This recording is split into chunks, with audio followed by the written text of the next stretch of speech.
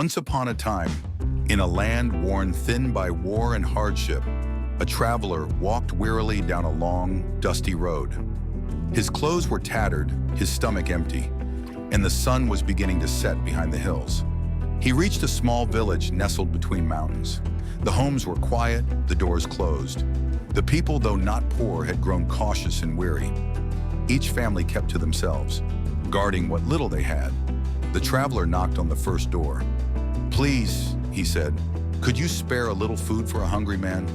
A woman peeked out and shook her head. "I'm sorry, I barely have enough for my own family." Door after door, the answer was the same: no food, no extras. Times are hard, but the traveler wasn't discouraged. He had an idea. He walked to the center of the village, gathered a few sticks, and built a fire. He filled a large pot with water, placed it on the fire, and then, carefully, dropped in a smooth, round stone. A curious child watched from behind a tree, then another. Soon, a few villagers stepped closer.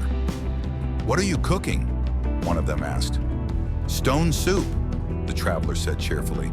"It's going to be delicious." They laughed. "You can't make soup from a stone." "Oh, but you can," said the traveler.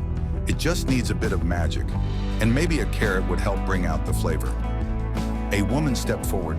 "I have a carrot," she said, and she added it to the pot. "Perfect," said the traveler. "Now, if only we had a potato." Another villager went home and brought back two. Someone else added an onion, a handful of herbs, bits of meat, a sprinkle of salt. Before long, the pot was bubbling with a rich, savory aroma. The villagers brought bowls and spoons, and for the first time in a long while, they sat together and shared a meal. They laughed, told stories, and rediscovered the warmth of community.